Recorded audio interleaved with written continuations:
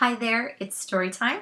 My name is Lisa, and I have been reading stories for, I don't know, 3 weeks, 4 weeks, I guess, while we have been home from school. Um, and I have really been enjoying being able to do that. I was posting my stories live on Facebook and was, I don't know why I said it like that, Facebook. I was having some trouble getting things to post. I have not the best internet connection where I live, even with an internet upgrade. Recently, I'm still having trouble getting those stories to be able to read live on Facebook. So, what I'm trying to do is read the stories that I want to be able to get out to kiddos and share with you via my video links here on YouTube. So, hopefully, you can like, follow, subscribe, and each time I post a new video, you can get an update for that. So this story that I'm going to be reading is for the 12 and older group of students or children or people or whoever, however we want to categorize that. But this is definitely for the older group that I had been reading to. I started this one day on Facebook, but I'm not even sure that it actually even posted. So this book is going to be for some people, and it's probably not going to be for some people. And I have a little disclaimer to read for you as I start the book. But this is called The Day My Butt Went Psycho, based on a true story. I think it is a very hilarious book.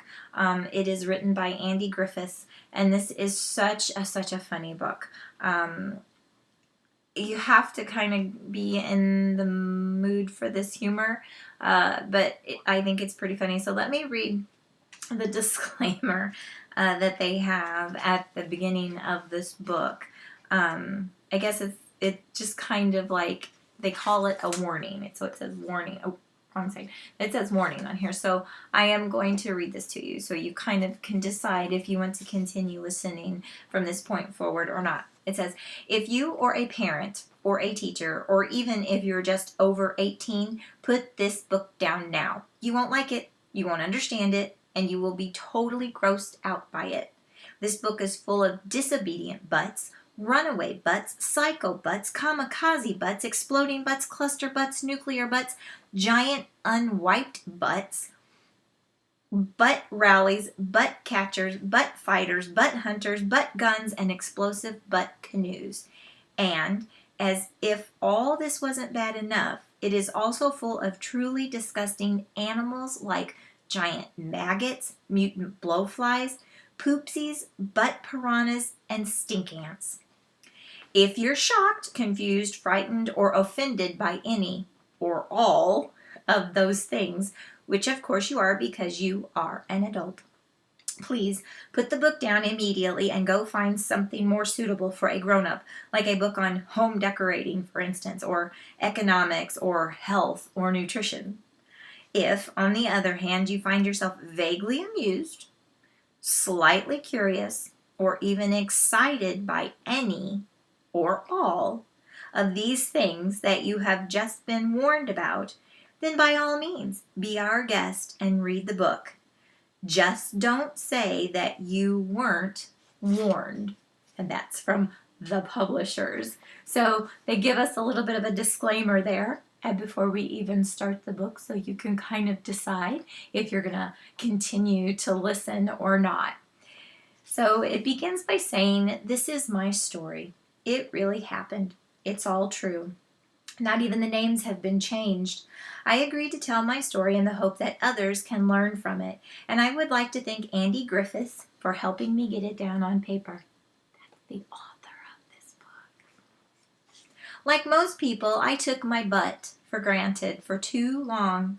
If this book can save even just one person from making the same mistake, then I will be happy. Who knows? The next butt it saves might be yours. May your butt be with you always." From Zach Freeman. The Day My Butt Went Psycho by Andy Griffiths. So we're going to read chapter 1, Midnight butt rally. Already sounds silly.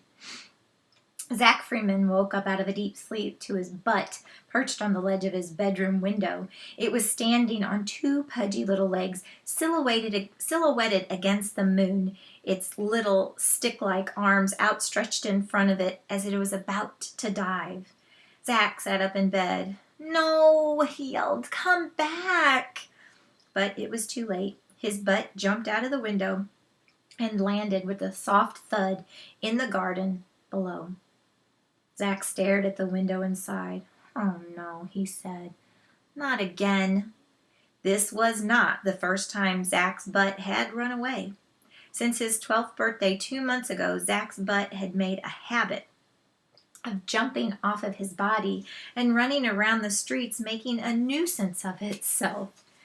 Zach was sick of it, and so were the local butt catchers, who had already caught and impounded it 3 times.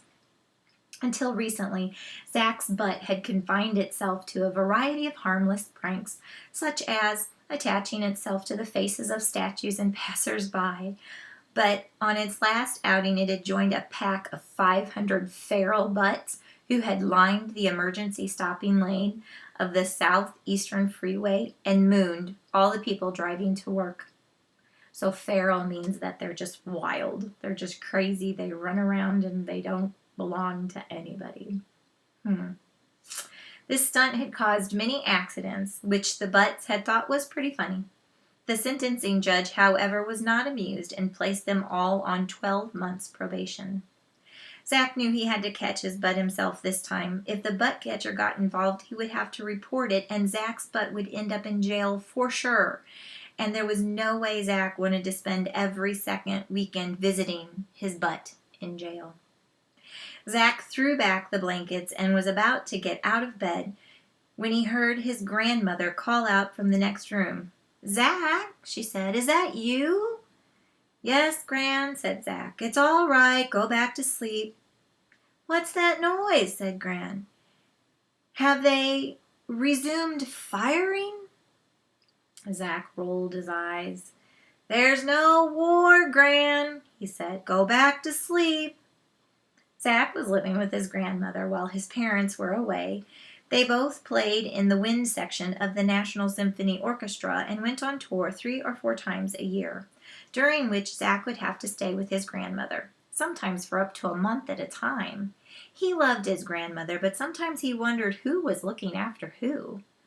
"No war," said his grandmother. "You mean the war is over?" "Yes," Zach said. He was used to this conversation. She was always talking about the war. Zach wasn't sure which war she was talking about, or how long ago it happened, or whether it even happened at all. All he knew was that it seemed real to her. "Did we win?" "Yes, Gran," said Zach. He figured that she would go back to sleep quicker if he just agreed with everything she said. "We creamed 'em." "That's good," said his grandmother. "I'll take over the watch. You get some rest. You've earned it, soldier." "Yes, Gran," said Zach. He couldn't tell her the truth. It would be bad enough talking to his parents about his butt, let alone his grandmother. He waited a minute until he could hear her snoring, and then he got out of bed, with difficulty. It wasn't easy moving without a butt. Zach walked across the room to the window, leaned out, and peered into the night. He saw his butt, standing on the tips of its toes at the end of the driveway, as if it was sniffing the air. It was looking up and down the street. There was still time to catch it, but he'd have to be quick. Zach climbed out of the window and tiptoed down the driveway.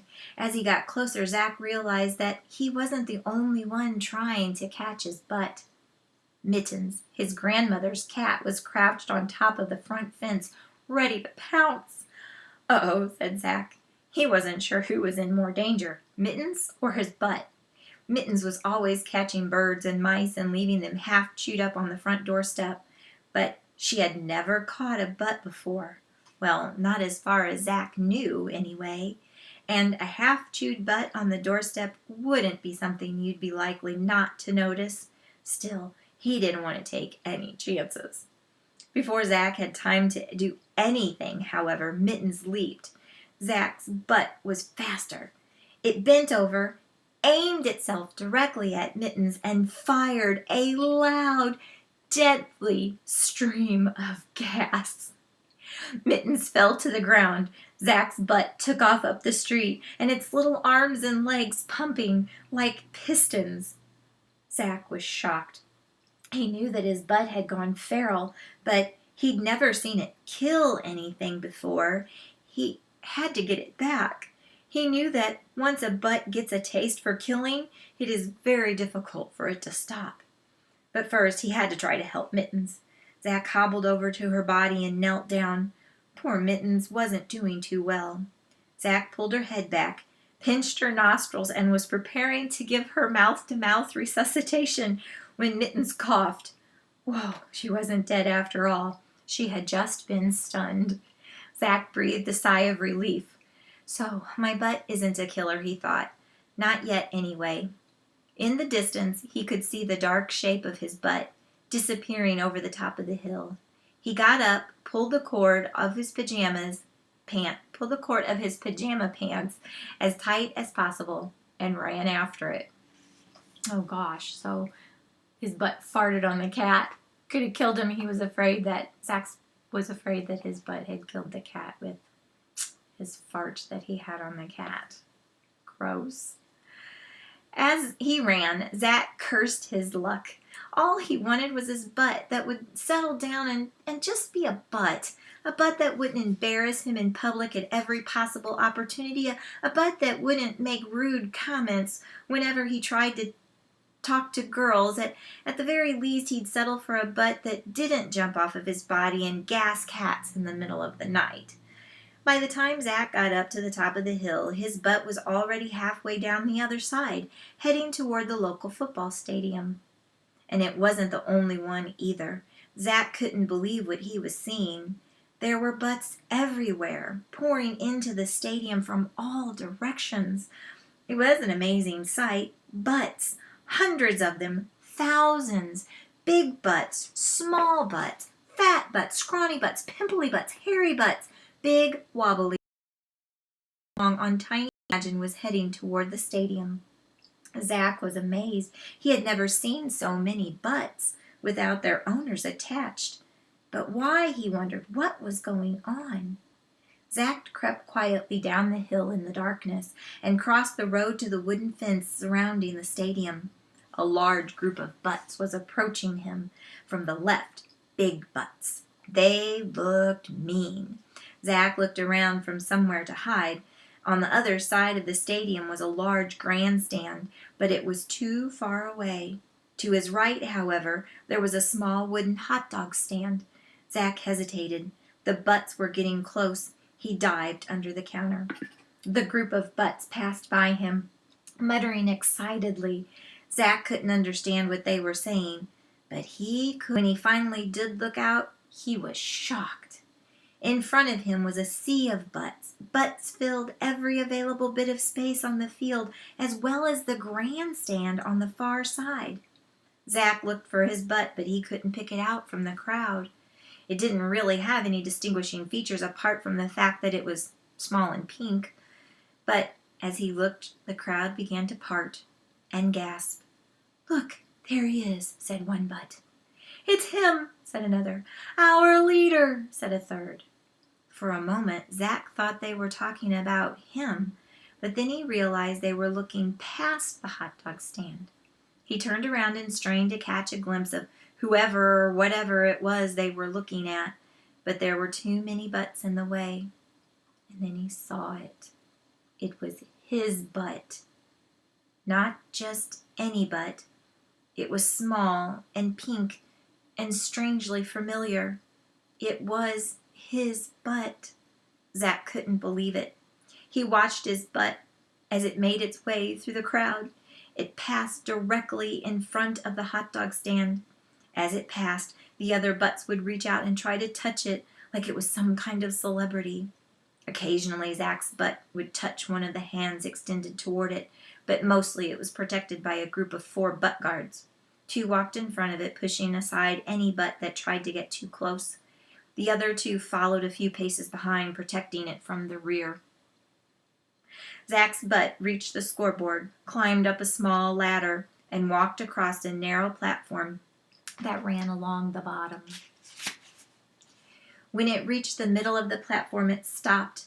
The butt guards remained on the ground and formed a line to keep the crowd from surging forward. One of the guards was shining a flashlight on Zach's butt. The light shining on it from below made it look quite sinister. Zach wiped his brow. "This can't be happening," he said to himself. "It can't be happening. It can't be happening." But it was happening. Zach's butt raised a butt trumpet to its mouth and blew a long, loud note. The whole crowd became silent. Then Zach's butt began to speak. "Brothers and sisters," it said quietly, "you know why I have called you here, so let me get straight to the point.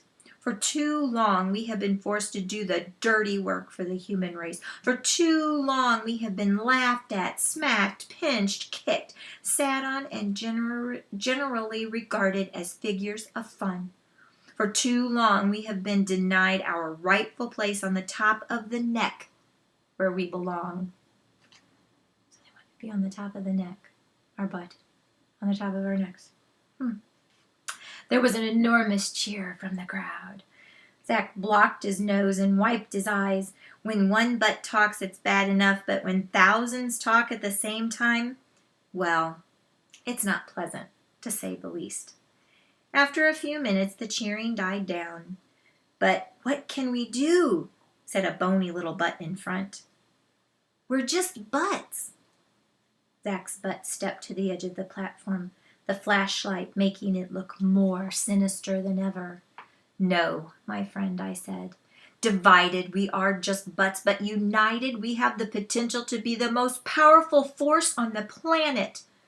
Right now, on an island in the sea of butts, butts all over the world are working around the clock to fill an extinct volcano.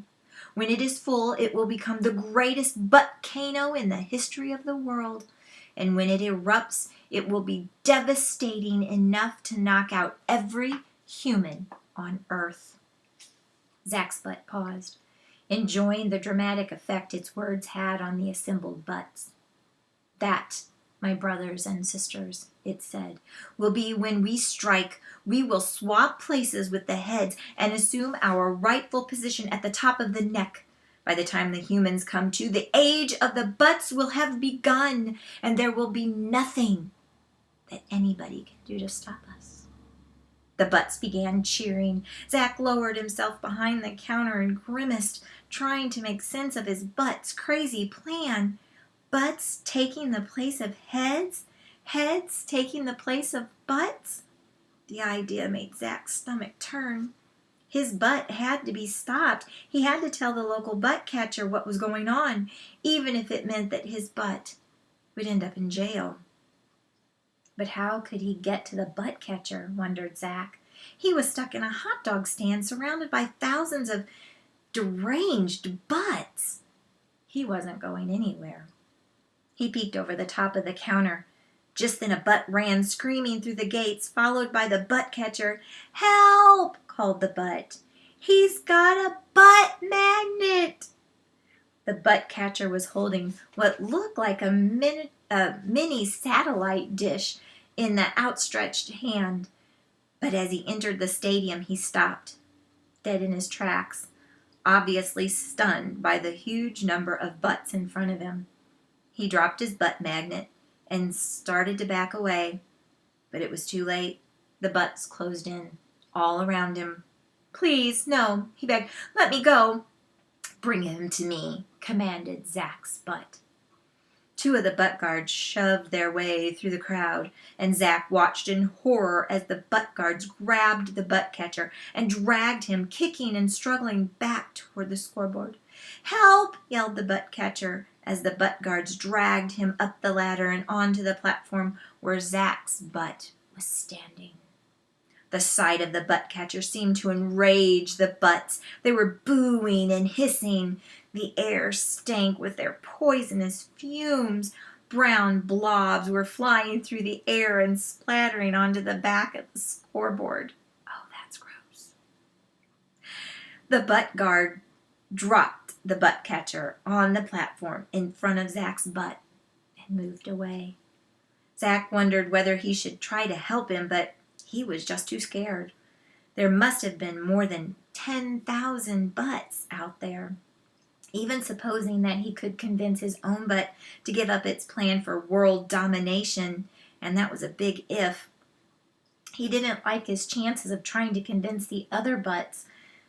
They were in an ugly mood, and judging by the smell in the air, getting uglier by the minute. "Stand up, butt catcher," said Zach's butt. The butt catcher slowly stood up. His legs were trembling. "Let me go," he gasped. "Please." "Why would I do that?" said Zach's butt. "So you can catch us all?" "I was only trying to help you," said the butt catcher. "Help us?" said Zach's butt. "And how exactly were you trying to help us? By sucking us up with your butt magnet? By shooting us with your butt guns? By holding us in your cages like common criminals?" "All I'm interested in is trying to get butts back to their owners," said the butt catcher. "It's my job." Zach's butt turned to the crowd. "Owners?" it spat. "Owners! Did you hear that? That is exactly what this rally is all about. Butts are not slaves. We are not owned by anybody." But without owners, just a butt," said the butt catcher. At that, the butts resumed their boos and hisses and launched a fresh round of missiles at the butt catcher. Zach's butt turned to the crowd and put his hands up. "Enough," it said. Then it turned back to the butt catcher and touched his shoulder. "I'm sorry you feel that way," it said. "But that's understandable. After all, it's your head talking, not your butt. But we can fix that." The butt catcher's eyes widened. "Surely, you don't mean..." "No, you're not serious." Zach's butt nodded. "That's exactly what I mean. But don't be scared. Think of it as an honor. You'll be the first of the new order. The first to be rearranged. What do you say?" Without waiting for an answer, Zach's butt motioned to the butt guards. They swung into action. One of them produced a pair of scissors, cut a hole in the back of the butt catcher's trousers, and removed his butt. It came out coughing. It was very white, and judging by the way it was shivering, very frightened. "It's okay, little fella," said Zach's butt, patting it. "You'll be all right." Meanwhile, the other butt guard grabbed a handful of the butt catcher's hair and began to pull it. The butt catcher yelled. "I can't do it," said the butt. "I need help." One of the other butt guards put its arms around the first butt, and they both started pulling. All of a sudden, the butt catcher's head came free. The butt guard stumbled backwards and fell over. "Well, don't just lie there," said Zach's butt, talking to the head of the butt catcher from the butt guard. "Stand him up." The butt guards picked the butt catcher up off of the platform and helped him up to his feet. He stood there swaying groggily back and forth, while Zach's butt attached the butt catcher's head to where his butt had been. The crowd cheered, but that cheer was nothing compared to the cheer when Zach's butt, lifted up by two of the butt guards, crowned the butt catcher's neck with its butt. "All hail the new order," yelled Zach's butt. "All hail the new order," chanted the crowd. It was truly a grotesque sight. The butt catcher swayed from side to side as if it but wasn't sure how to control his new body. "Help!" yelled the butt catcher's head. "I can't breathe." "Now you know how we feel," said Zach's butt. "Guards, put his underpants back on him." The butts pulled the butt catcher's underpants up over his face, muffling any further protest. After this, Zach's butt turned back to the crowd. "This is just the beginning," it yelled. "Follow me now to the butt-cano, to our glorious future." Zach's butt leaped off the platform, and the crowd surfed its way to the main exit. "To the Butt-cano!" it cried as it passed through the gate. "To the Butt-cano!" echoed the vast crowd of butts as they followed into the night. Zach waited until all the butts had left the stadium. He was terrified. He didn't know what had happened to the butt catcher, and he didn't want it to happen to him. He probably would have waited longer, except that the butt catcher's body, still swaying on the platform, took a and fell. Zach heard the butt catcher groan. He jumped out of the hot dog stand and ran to him. The butt catcher's butt was scared. "I didn't want this," it whimpered. "I know," said Zach. "I saw the whole thing." Zach pulled the butt catcher's underpants down so that he could see the butt catcher's face. He looked terrible. His face was bright red, his eyes popping out of their sockets, and his breath was shocking. To make things worse, he was poking his tongue out and making a loud, slobbery raspberry noise. He was clearly delirious. Whether it was from the rearrangement or the fall was hard to say, but Zach knew he had to bring him to his senses. Zach took a can of pine-scented air freshener that was hanging off of the butt catcher's belt and sprayed it near his face to try to neutralize the effects of the rearrangement.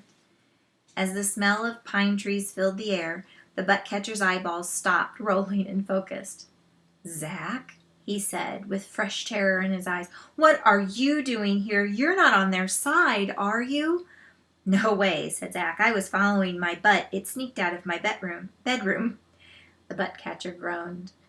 "That was your butt up there, wasn't it?" he said. "Yes," said Zach, feeling ashamed. "I thought I recognized it," said the butt catcher. "I never forget a butt." "You look bad," said Zach, quickly changing the subject. "Do you think you'll be able to catch them?" The butt catcher shook his head. "I'm going to be out of action for a while," he said. "At least until I can get myself sorted out. I can't stop those butts now." "But if you can't, then who will?" said Zach. The butt catcher winced as he spoke. "Listen to me, Zach," he said. "Your butt has gone psycho. There's only one person who can stop it. Silas Stern." "Silas Stern?" said Zach. The butt catcher nodded. Zach knew about Silas Stern. Everybody did. Like all his friends at school, Zach collected butt fighter trading cards, and the card featuring Silas Stern was the rarest and most prized of them all. He was one of the world's greatest butt hunters. He hunted and captured some of the biggest and meanest butts on the planet. His photograph on the card showed a fierce-looking man dressed in a shiny black ninja suit. Unlike a ninja, however, he was wearing a white hard hat with a miner's lamp on the front of it. Also unlike a ninja, he had a couple of massive butt guns slung across his shoulders. Zach had to trade 10 of his best butt soldiers. Zach had to trade 10 of his best butt fighter cards for it, including the cards featuring the smacker, the kicker, and the kisser. But he was so happy to get his Silas Stern card that he didn't even mind. The butt catcher groaned. His eyes were closed. He was obviously in pain. Zach sprayed a little more air freshener above his head. The butt catcher opened his eyes and focused on him with difficulty. "Zach, you have to go to the butt hunter. Tell him everything that happened here tonight. He'll know what to do." "But I can't go out there," said Zach. "It's too dangerous. The whole town is crawling with butts." "Zach," the butt catcher said, "it's your butt. It's your responsibility. You can't stick your head in the sand or it will end up grafted to your backside, just like mine." He was right. Zach knew that, but he was still scared. Despite his enthusiasm for collecting butt fighter trading cards, he had no desire to be a butt fighter himself. Well, perhaps it wasn't so much a lack of desire as a lack of aptitude. Zach had failed the Junior Butt Fighters League entry exam 3 times. Each time he'd been gassed by a particularly clumsy and slow-moving butt, much to the amusement of the other junior butt fighters and the embarrassment of his parents and himself. After the third gassing, he'd given up all thoughts of fighting butts and devoted himself to his trading card collection instead. The butt catcher, sensing Zach's fear, spoke to him gently. "Look, Zach," he said, "I'm not asking you to fight them. All you have to do is contact the butt hunter. Here, I've got everything you need. My utility belt. Take it." The butt catcher undid the belt from around his waist and handed it to Zach. Zach took the belt. It was made of thick brown leather and had a large gold buckle with the words "Be bold, be brave, be free" inscribed on the front. The belt had a variety of little holsters and hooks to which the basic tools of butt catching were attached. There were 3 wooden clothespins, a roll of toilet paper, a fluffy pink toilet seat cover, a small rolled-up net, a row of cork, a set of sewing needles, a box of matches, a tennis racket, and a cake of soap. All interesting tools. Zach understood what most of the items were for, except the soap. "What's the soap for?" he asked. "For washing your hands," said the butt catcher. "It's the first rule of butt fighting. Always wash your hands afterward. Get that?" Zach nodded. The butt catcher lay back down, grimacing with pain. "And one more thing, Zach," he murmured weakly. "What's that?" said Zach, his mind reeling. "Put these socks on." The butt catcher handed him a pair of thick brown butt catcher socks. "Socks?" said Zach, wondering if the butt catcher had gone crazy. "Yes," said the butt catcher. "Put them on now and don't take them off until you need them." "How will I know when I need them?" Zach said, still confused. "You'll know," he said. "You'll just know." "Where will I find the butt hunter?" asked Zach. The butt catcher didn't respond. He had lost consciousness. Zach slapped his cheek. "Wake up," he said. "You haven't told me where I can find the butt hunter." For the moment, there was no response. Then the butt catcher half opened his eyes. He tried to form words. "I need more spray," he whispered. Zach sprayed. The butt catcher started talking, although still with difficulty. "You'll find him at the... His voice trailed off. Zach pressed the nozzle on the spray can, but nothing happened. He pressed it again, still nothing. Zach threw the can to the ground. "Where?" he pleaded. "Just tell me where." But it was no use. The butt catcher was completely out of it. Zach looked at the belt in his hand and read the inscription on the buckle again. "Be bold, be brave, be free." Zach didn't feel bold, and he didn't feel brave, and he certainly didn't feel free. He wasn't free to live his life. His butt was always wrecking everything. Whatever he tried to do, his butt would always find some way to sabotage it. Zach knew that the butt catcher was right. His butt was his responsibility. He had to find the butt hunter before it got any more out of control. Zach put the belt on. It hung loosely around his waist. He pulled it tight, and it still felt weird.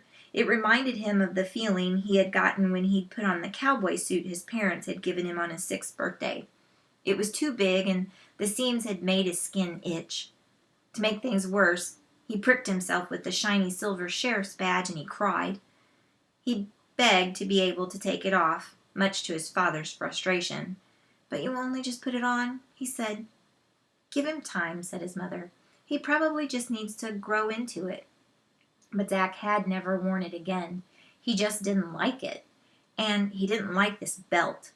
As far as Zach was concerned, the only difference between the cowboy suit and the butt catcher's belt was that instead of guns, he had a roll of toilet paper on the hip and a tennis racket on the other. Just as Zach was about to leave, he remembered the socks. "Oh, great," he mumbled as he rolled them onto his feet. "Not only do I have to find the butt hunter, get my crazy butt back, and save the world, I have to wear butt catcher socks that will make my feet all hot and stinky. This day just keeps getting better and better." He pulled his socks back on. and headed toward the gate. All right, so that's the end of chapter 1. The next time I read chapter 2 is called The Butt Hunter's Daughter. So what do you think is going to be happening in this story? Do you like it so far? Are you interested? Is this something you want to hear more of? Are you going to be one of the people who hangs on and finds out what happens in the day my butt went psycho, and see what happens? It's kind of disgusting. It's kind of funny. I find it interesting how the butts are trying to take over the world. So let me know what you think. Give me some predictions of what you think is going to happen. And I will see you guys the next time that I read. Thanks for joining me today. Have a wonderful, wonderful day. I'll talk to you later. Bye.